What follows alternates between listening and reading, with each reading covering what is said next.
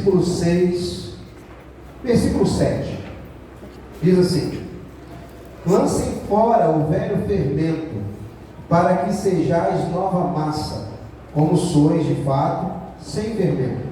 Pois também Cristo, nosso Cordeiro Pascal, foi morto e imolado. Por isso, celebremos a festa, não com o velho fermento, nem com o fermento da maldade e da malícia, e sim com os asmos da sinceridade e verdade. Meu Deus, nós colocamos essa palavra diante do Senhor, e como diz a tua própria palavra, nós queremos celebrar essa Páscoa em festa, com festa, agradecidos e louvando ao Senhor. E nesse momento, vamos participar um pouco da tua palavra e pedimos ao Senhor, fala conosco, ministra os nossos corações em nome e para a glória de Jesus. Amém e graças a Deus. Amém. Tome seu assento um pouquinho. O apóstolo Paulo, quando ele começa a escrever essa carta aos Coríntios, nesse capítulo em específico, você sabe que a Bíblia, ela originalmente não foi escrita por capítulos, né? Ela foi escrita de maneira corrente, e depois de alguns anos, na verdade mais de 1000 anos, que foram colocados os capítulos e os versículos. Então, quando Paulo escreveu, foi tudo de uma vez. Mas nesse momento aqui da carta, Paulo está falando sobre justamente o que nós estamos comemorando hoje, que é a nossa Páscoa. E ele começa nesse versículo que nós lemos, 1 Coríntios 15, 5, versículos 7 e 8, falando sobre como que nós precisamos lançar fora todo o fermento para que a gente seja nova massa. Paulo, no meio da Páscoa, vou falar um pouquinho rapidinho para vocês, mas ele estava falando acerca do ritual que havia sobre a comemoração da Páscoa, que foi orientada por Deus no Antigo Testamento. E aí Paulo ele vem dizendo que hoje, na nova aliança, Cristo é o nosso Cordeiro Pascal. Então nós precisamos lançar fora o fermento. E o fermento no passado ele simbolizava algo sujo, simbolizava o pecado, simbolizava coisas, impurezas de um modo geral. E quando Paulo no versículo 7 diz que nós precisamos lançar fora todo o fermento para que a gente possa ser uma nova massa, ele está dizendo que nós precisamos lançar fora, obrigado, Mezinho, toda a impureza para que a gente possa viver o novo que Deus tem para nós.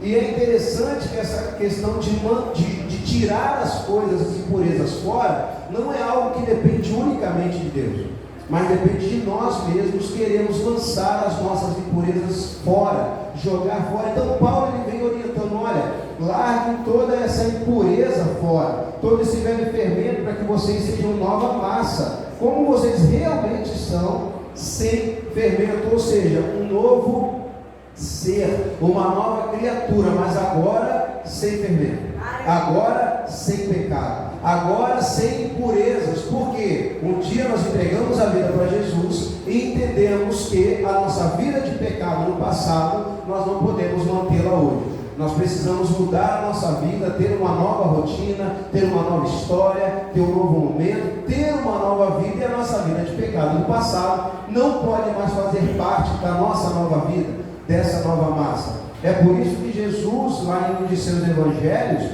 ou melhor, em um do evangelho, ele diz que não tem como a gente colocar vinho novo em óleo velho. Ali ele está falando justamente da novidade de vida que nós precisamos ter para viver tudo aquilo que Deus quer. O antigo já não serve mais para quem quer ter uma vida com Cristo, uma vida de pecado no passado não serve mais. E aí ele continua dizendo que também Cristo é o nosso Cordeiro Pascal e ele foi imolado. Por isso, por causa de Cristo, que é o nosso Cordeiro Pascal, que foi imolado, nós devemos celebrar a festa, não com o velho fermento, nem com o fermento da maldade ou da malícia, que eram fermentos da nossa vida passada, mas com os asmos. Esses asmos falam de pães asmos, que são pães sem fermento, da sinceridade e da verdade. Então Paulo está nos orientando para que a gente lance fora toda a impureza para celebrarmos a Páscoa, a morte e a ressurreição, na verdade a morte do Cordeiro, para que a gente possa viver e celebrar essa festa de uma maneira muito abençoada. E ao contrário do que hoje é pregado. A Páscoa não foi feita, o coelho não tem nada a ver, os ovos de Páscoa não tem nada a ver, o chocolate não tem nada a ver com a essência da Páscoa. Páscoa, a palavra Páscoa no hebraico é Pessah, ou passar, que significa passar por cima. E aí, eu queria que você abrisse a sua Bíblia lá em Êxodo, capítulo 12. Nós vamos ver alguns versículos que foi lá em Êxodo 12, que foi a instituição da Páscoa. Você sabe, o povo de Israel, ele estava preso no Egito. Deus mandou Moisés para libertar o povo. O Moisés foi, negociou com o faraó. Tiveram 9 pragas e Deus anuncia a 10ª praga. Essa 10ª praga era a morte dos primogênitos. Mas antes da morte dos primogênitos, Deus envia um recado através de Moisés agora para o povo de Israel.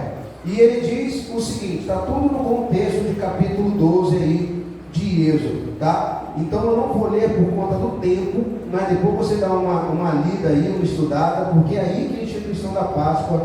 Mas no versículo 1, 2 e 3 diz mais ou menos assim: disse o Senhor a Moisés e Arão na terra do Egito: este mês vos será o principal dos meses, será o primeiro mês do ano. Em hebraico esse mês era Abib, que é mais ou menos no mês de março e abril. Falai a toda a congregação de Israel, dizendo. E aí Deus ele continua dando a orientação. E dentro desse contexto de Êxodo capítulo 12, eu quero tirar alguns versículos chaves para que a gente possa comentar alguma coisa. O primeiro deles está no versículo 3, onde Deus diz o seguinte: falai a toda a congregação de Israel, dizendo: ao 10 deste mês, cada um tomará para si um cordeiro.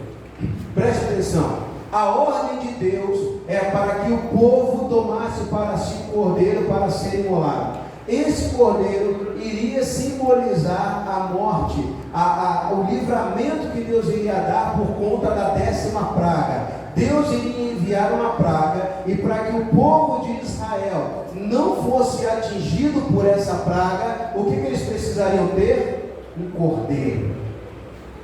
Você já tem o seu cordeiro?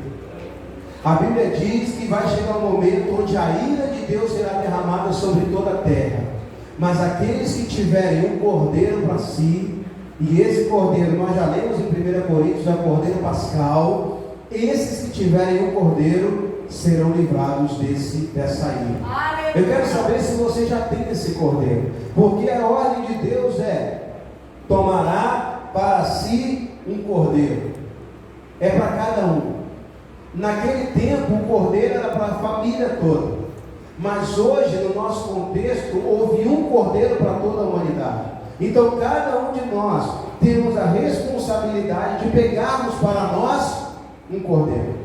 É você quem tem que ter o cordeiro, é você quem tem que buscar o cordeiro, é você quem tem que ir atrás do cordeiro. O cordeiro ele veio uma vez, morreu por todos, eu vou comentar sobre isso mais à frente, mas hoje a responsabilidade de buscar o cordeiro não é mais dele, agora é nossa.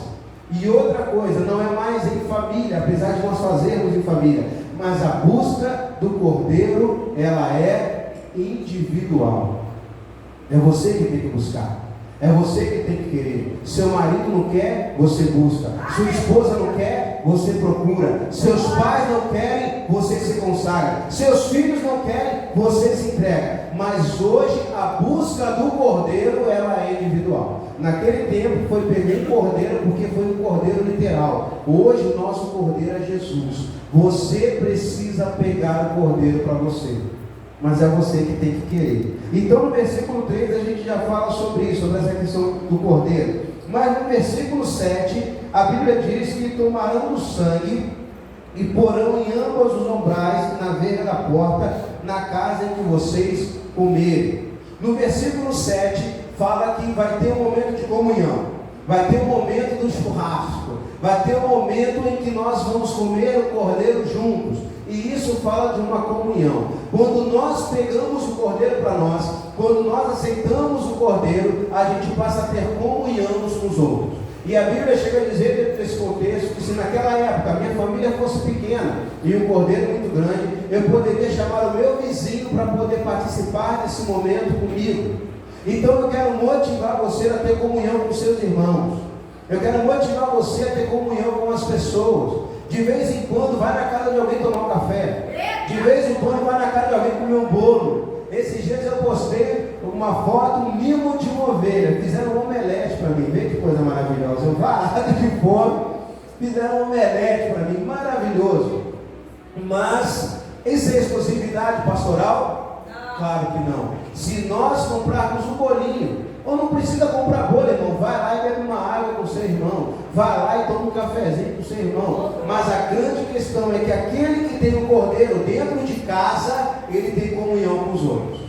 A pergunta que eu faço para nós nessa noite é: será que nós estamos tendo comunhão uns com os outros, assim como a Bíblia nos manda ter? Será que a gente está conseguindo ter esse momento de comunhão? Ou ainda tem alguns resquícios de panelinha que a gente vê? E eu digo para as pessoas: irmão, se tem panela, arranca a tampa e pula dentro.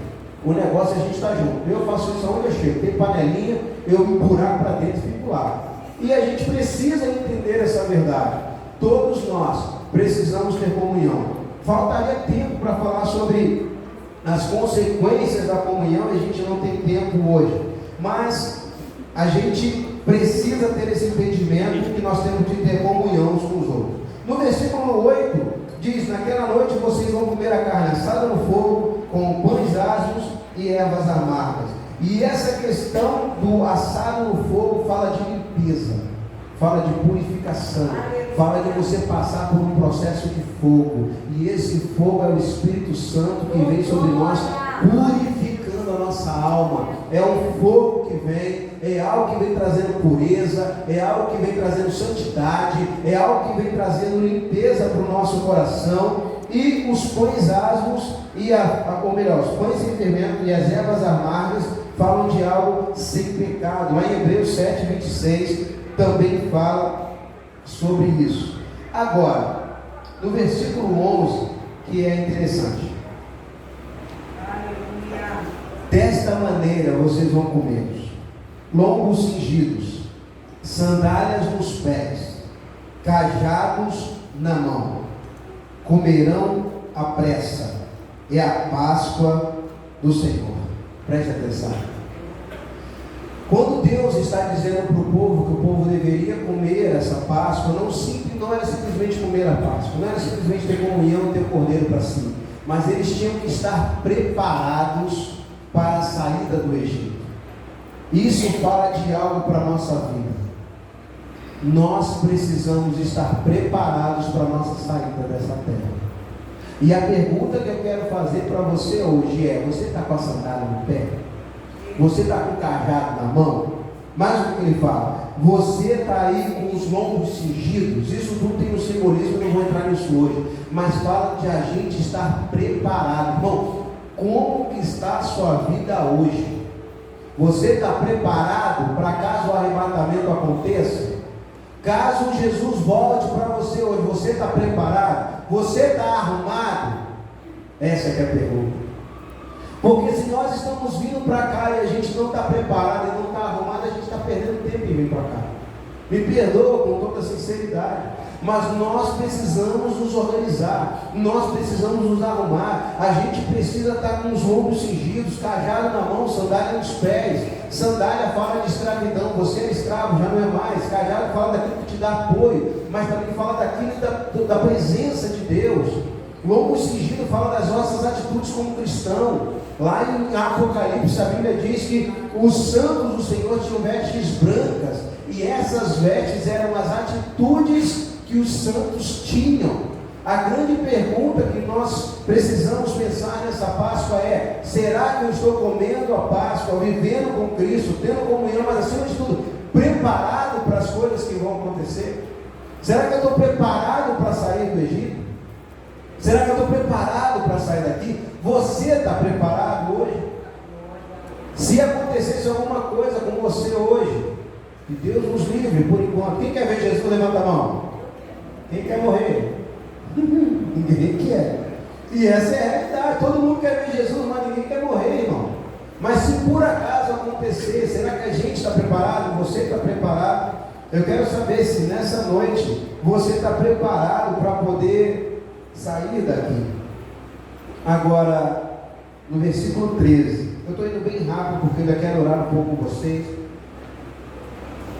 Mas a Bíblia fala sobre o sangue. E aí diz no versículo 13: o sangue vos será por sinal nas casas em que vocês estiverem. Quando eu vir o sangue, passarei por vós, e não haverá entre vós praga destruidora, quando eu ferir a terra. O sangue é o sinal. A casa que tem o sangue nos umbrais da porta é o sinal. E a grande pergunta que eu quero fazer para você é se o sangue do sinal está sobre a sua vida, está sobre a sua casa, está sobre o seu coração. Nós dizemos, e tem uma palavra no jargão que é muito falado, que o sangue de Jesus tem poder. E tem. Você crê nisso de verdade? Você crê que o sangue de Jesus te purifica de todo pecado? Você crê que o sangue que Jesus derramou, ele serviu para te dar redenção, melhor dizendo? Você acredita que o sangue de Jesus, ele permite que você tenha acesso ao Pai? Você acredita que o sangue de Jesus, ele tem poder para te colocar diante de Deus, coisa que antigamente você tinha que oferecer um cabrito, um bode, um animal qualquer para você chegar até a presença de Deus? Hoje, por causa do sacrifício de Jesus, a gente não precisa mais disso. O sangue do Cordeiro precisa estar na porta. E a grande pergunta é saber se ele já está aí na porta do seu coração. Porque preste atenção, independente de você pegar para si o Cordeiro ou não, o Cordeiro já foi morto. Ele já morreu. O sangue já foi derramado. E agora, isso significa dizer o seguinte, que independente de você crer ou não, o Cordeiro já foi morto, o sangue foi derramado, mas estar debaixo da proteção desse sangue não é mais uma decisão do Cordeiro, é uma decisão sua, é uma decisão minha.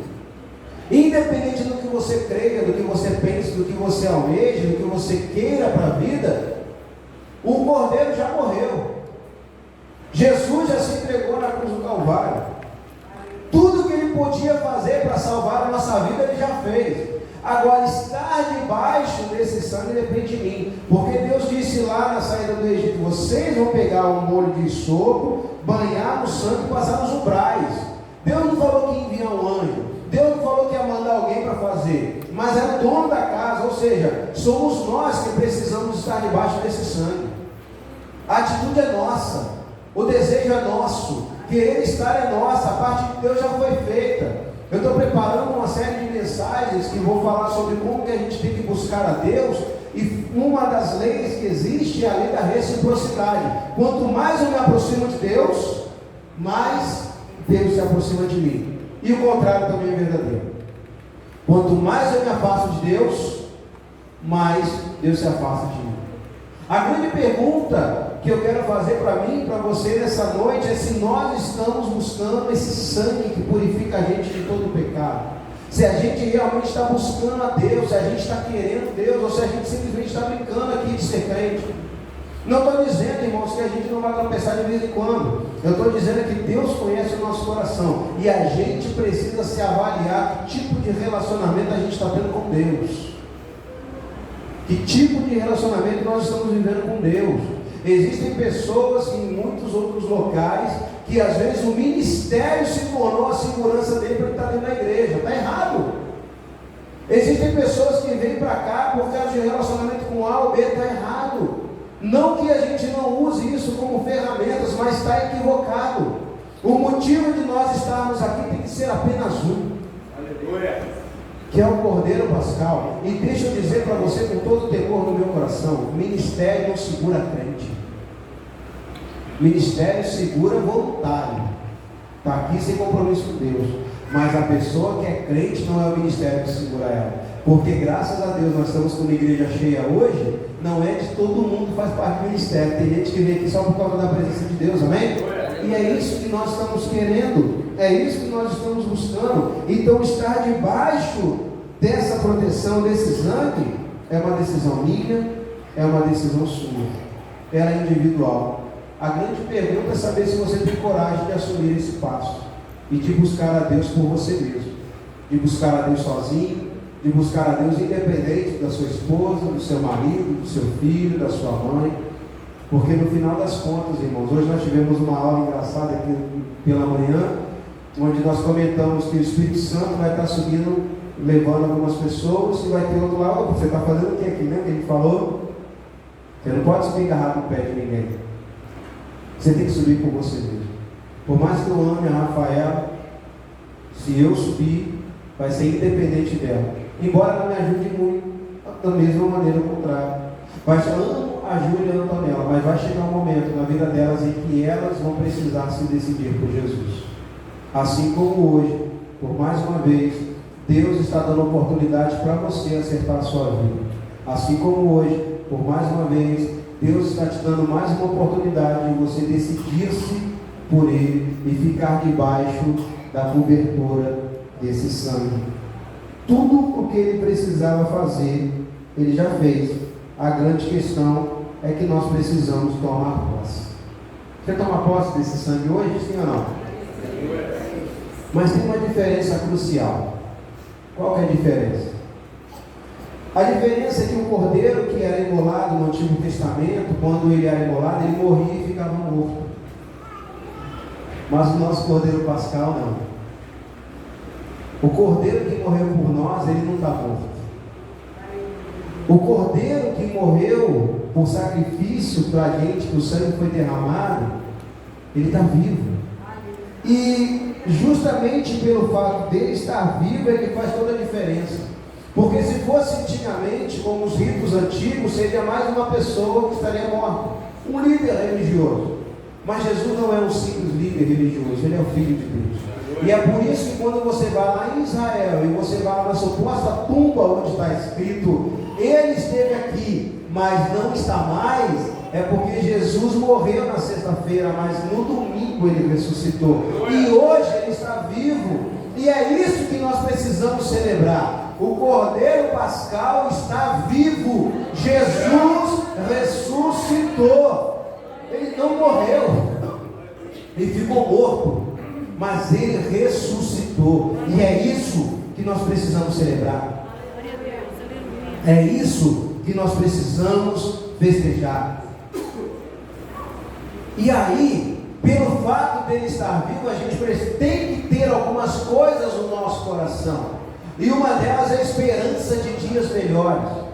Embora, irmãos, nós sabemos que toda a Bíblia ela vem nos dizendo o que vai acontecer. A gente sabe que está tudo muito difícil, mas pelo fato de Jesus estar vivo, nós precisamos crer em dias melhores. Nós precisamos crer que as coisas vão melhorar. Nós precisamos. Você pode até não crer. Você pode ser aquele tipo de crente fatalista. Não, mas a Bíblia está dizendo que vai tudo de mal a pior. Pode até estar dizendo, não sou contrário à Bíblia, eu também creio que as coisas vão ficar ruins. Mas, até que ela se cumpra na plenitude dela, eu prefiro ficar com as bênçãos de Deus para a minha vida. Sabe, se nós não tivermos esperança de dias melhores, a gente vai viver na luta. E é engraçado a gente conversar com alguns crentes, né? Que a gente chega para ele, e aí, como é que tá, irmão? Estou na luta. Passa 3 meses. E aí, irmão, como é que tá? Estou na luta. Já passou da experiência. Passa 6 meses. E aí, irmão? Estou na luta. Passa 2 anos. Estou na luta. 4 anos. Estou na luta. Eu falei, irmão, você está treinando demais. Eu não sei o que está acontecendo, não, né? Nós não fomos chamados para viver o tempo todo, irmãos, sofrendo. Não creio nisso de maneira nenhuma. Existem momentos na nossa vida que a gente vai passar uma luta, vai passar uma dificuldade, mas eu creio que o meu Jesus, que ressuscitou, que está vivo, Ele tem palavras de esperança para nós. Ele tem palavras de dias melhores para nós. E a nossa esperança não está no Cordeiro morto, mas está em um Cordeiro que ressuscitou, que está vivo, e é por isso que nós temos esperança.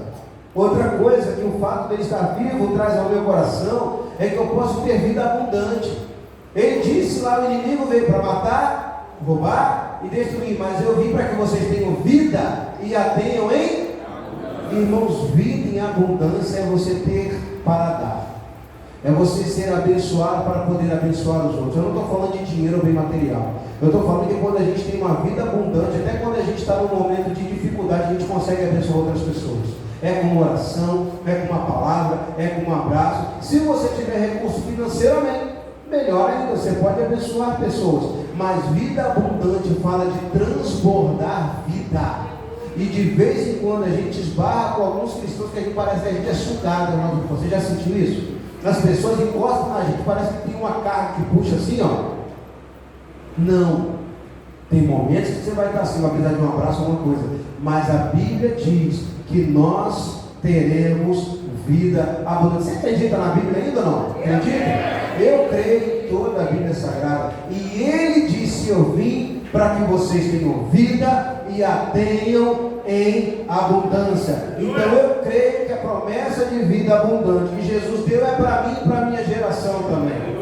Independente do que o mundo está dizendo lá fora, eu creio em vida abundante. Eu creio que vão chegar dias em que eu vou poder dar algumas coisas para pessoas, dar um abraço, dar recurso financeiro. Vão chegar momentos em que eu vou poder pagar jantar para as pessoas e fazer outras coisas e fazer. Você crê nisso também? Vida abundante, irmãos.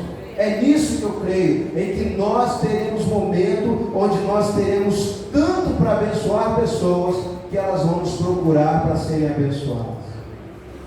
Mas para a gente concluir, o fato de Jesus ter ressuscitado faz com que haja uma promessa. João capítulo 14, dos versículos 1 a 3 diz: não se turbe o vosso coração. Credes em Deus, credes também em mim. Na casa de meu Pai há muitas moradas. Se assim não for, eu vou teria dito, pois vou preparar-vos lugar. E quando eu for e vos preparar lugar, voltarei e vos receberei para mim mesmo, para que onde eu estou, estejais vós também. O Cordeiro que morreu e ressuscitou fez uma promessa. Ele preparou uma casa para mim e para você. Ele foi, mas ele vai voltar para me buscar e para buscar você. Essa é a promessa que nós temos que ter no nosso coração. O rei estava morto, mas ressuscitou, está vivo, e ele prometeu que vai voltar. E mais do que vai voltar, ele vai me buscar e me levar para morar onde ele está, para ficar com ele, para estar onde ele está. E aí eu gosto do texto de Atos, capítulo 1, versículo 11, que diz: estando eles com os olhos fitos no céu, enquanto Jesus subia, eis que dois varões vestidos de branco se puseram ao lado deles e lhes disseram: varões galileus, por que estáis olhando para as alturas? Esse Jesus que dentre vós foi assunto ao céu, virá do mesmo modo como viste subir. Ei, Jesus está voltando. Eu não sei se você acredita, eu não sei se você ainda espera, eu não sei se você crê, mas a minha obrigação como teu pastor é dizer: Jesus está voltando. Está na hora de você se preparar. Lá o profeta diz: prepara-te, ó Israel, para encontrares com o teu Deus. Está na hora da gente começar a se preparar. Tinha um hino antigo que dizia assim, ó: o rei está voltando. Você lembra? O rei está voltando, a trombeta está soando, o meu nome irá chamar. Vai chegar um dia, irmãos, em que Jesus vai chamar o meu nome. Vai chegar um dia em que Jesus vai chamar o teu nome. Vai chegar um dia em que ele vai vir, que ele vai sacudir os alicerces da terra, vai levar a morar com ele, e ele vai chamar nome por nome. E quando chegar lá, ele vai te dar um outro nome, uma pedra branca. Jesus está voltando, e a gente não pode parar de anunciar essa verdade. Creiam as pessoas ou não, acreditem ou não, não quero saber o que elas pensam, eu quero saber o que a Bíblia diz. E ele disse que ele foi, mas vai voltar para me buscar. E pelo fato de ele estar vivo, é que eu creio nessa verdade. E a Páscoa é a celebração daquele Cordeiro que morreu por causa de mim, por causa de você, para remir a gente do pecado. Mas ele não apenas morreu, ele ressuscitou, está vivo e falou que vai voltar para nos buscar. Em breve a gente vai ver o céu rasgando, Jesus chamando a gente, uma trompeta tocando. Irmão, eu não quero nem saber qual é a tua linha de teológica lá. Se você é pré-tribulacionista, pós-tribulacionista, se você é pré-milênio, não me interessa. O que me interessa é que Jesus está voltando, que Ele vai voltar, que Ele vai catar a gente pela mão e vai falar: vem cá cear comigo. A Bíblia fala de uma ceia, a Bíblia fala de umas bodas. A Bíblia fala que tem um lugar especial para nós. E hoje, nesse domingo de Páscoa, eu quero lembrar você dessas verdades. O Cordeiro morreu. A gente precisa pegar o Cordeiro para a gente. A gente precisa passar o sangue do Cordeiro sobre a nossa vida. A gente precisa estar com o sangue do Cordeiro sobre a gente. Essa vai ser a marca para que a praga não chegue na nossa casa, mas que a praga passe por cima. É a marca do sangue na nossa vida. Mas Ele não ficou lá deitado. Ele não ficou numa tumba. Ele saiu. E eu fico olhando esse texto de Atos 1:11. Eu fico pensando: Jesus, os anjos parados olhando. Varões galileus, por que vocês estão olhando para o céu aí com essa cara de abobado? O mesmo Jesus que vocês viram subir, da mesma maneira vocês vão vê-lo descer.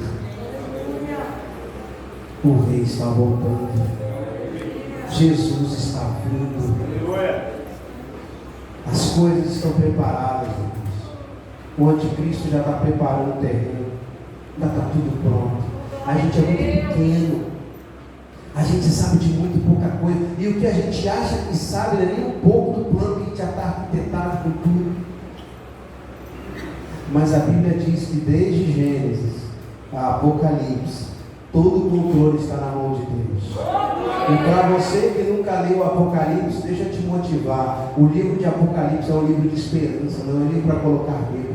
É um livro onde mostra desde a criação até o final de todas as coisas que Deus está no controle de tudo. E que não importa o que aconteça nesse mundo, existe um povo que é santo, que foi comprado por sangue, que pertence a Jesus, que é como Cordeiro, e que Ele veio como Cordeiro. Mas quando Ele voltar, Ele veio, morreu como Cordeiro. Mas quando Ele voltar agora, a próxima vez, ai irmão, vai vir igual um leão. E aí, irmão, certa vez perguntar ao pregador, você fala: pregador, se Jesus voltar de novo, vão matar Ele. Matou a primeira vez. A Bíblia diz que Ele vai vir no alto monte, num cavalo branco, assentado, com vários atrás dele, miríades, a Bíblia diz milhares de milhares, milhões de milhões, não dá para contar. Um cavalo branco sentado, olhos de fogo, uma espada que sai da boca, na coxa está escrito: Rei dos Reis, Senhor dos Senhores. Ele não vai vir montado no jumentinho, ele vai vir num cavalo branco. Não é mais um jumentinho, não é mais um cordeirinho que vão encontrar o leão da tribo de Judá. É esse Jesus que vai vir, é esse que vai andar com os reis da terra, é esse que vai julgar o povo. Não pense você que essas anomalias que estão acontecendo vão ficar impunes. Não vão. O leão está vivo, ele está chegando. E quando o leão ruge, irmão, todos os animais se curvam diante do leão. Ei, deixa eu dizer uma coisa: a Bíblia diz que toda língua vai confessar o nome do Senhor, e todo joelho vai se dobrar. Você tem duas maneiras de fazer isso. A primeira é por amor. Eu aceito Jesus, eu reconheço que Ele é Deus, eu reconheço que Ele é Senhor, eu reconheço que Ele é Rei, Ele é meu dono, Ele me comprou, Jesus é Deus, eu me curvo, eu me dobro diante desse Rei. Por amor. A segunda não é por dor, igual muita gente fala, é por autoridade. E aí Ele não vai chegar pedindo, Ele vai chegar mandando: ou se curva ou se curva. Não tem uma segunda opção. E aqueles que não reconheceram por amor vão ter que se dobrar, vão ter que se curvar, vão ter que confessar por autoridade que vai ter um rei com uma coroa, reinando e governando sobre todas as coisas. O cordeiro que estava morto, ele ressuscitou, está vivo.